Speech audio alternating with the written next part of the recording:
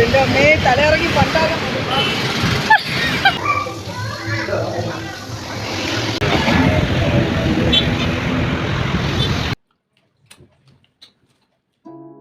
നമസ്കാരം, രുചിസ്മൃതത്തിലേക്ക് സ്വാഗതം. സെപ്റ്റംബർ 6 എൻ്റെ ജന്മദിനം. അതുകൊണ്ട് തന്നെ ഞാനും മകളും കൂടി ഉച്ചയ്ക്ക് ശേഷം പുറത്തേക്ക് ഇറങ്ങി. അധികം ദൂരത്തേക്കൊന്നുമല്ല, തിരുവനന്തപുരത്തിൻ്റെ സ്വന്തം ലുലു മാളിലേക്ക്.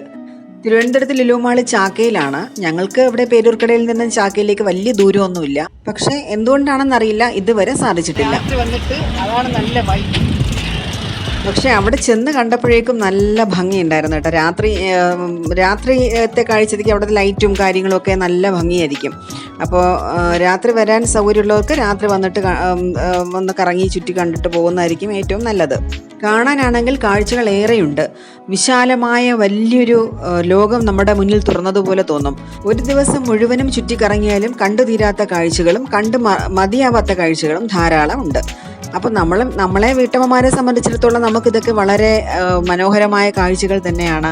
ഇതൊക്കെ നമുക്ക് കണ്ട് ആസ്വദിക്കാനും നമുക്ക് പിന്നെ വാങ്ങിച്ചെടുക്കാനും ഒക്കെ താല്പര്യമാണ്. അപ്പം ഞാനിതുപോലെ പോയിട്ട് ഓരോ കാര്യങ്ങൾ ഇങ്ങനെ നോക്കുകയാണ്. നമ്മുടെ വീട്ടിൽ ഉപയോഗിക്കുന്ന സാധനങ്ങളൊക്കെ നോക്കി കാണുകയാണ്.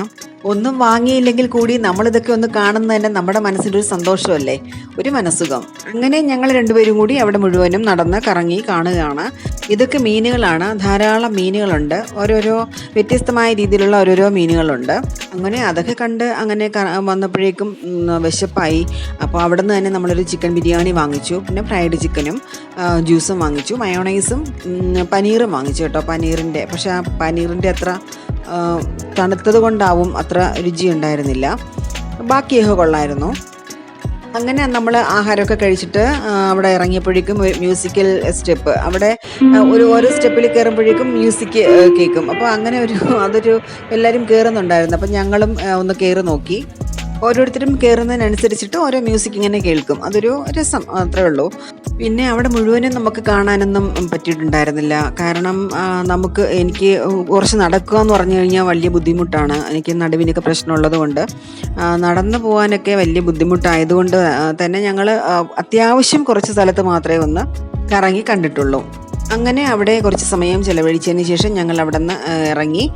അവിടെ നിന്ന് റോഡിന് മറുവശത്തേക്ക് എത്താനായിട്ട് ഒരു ആകാശപാത നിർമ്മിച്ചിട്ടുണ്ട്. അപ്പോൾ അതിലൊന്ന് കയറിയിട്ട് റോഡിന് അപ്പുറത്ത് വശത്തേക്ക് ഇറങ്ങാം. അപ്പോൾ അതിലൊന്ന് ഞങ്ങൾ കയറി. ഭയങ്കര കാറ്റായിരുന്നു കേട്ടോ. പിന്നെ അത് മാത്രമല്ല നല്ല ഉയരത്തിലുമായിരുന്നു.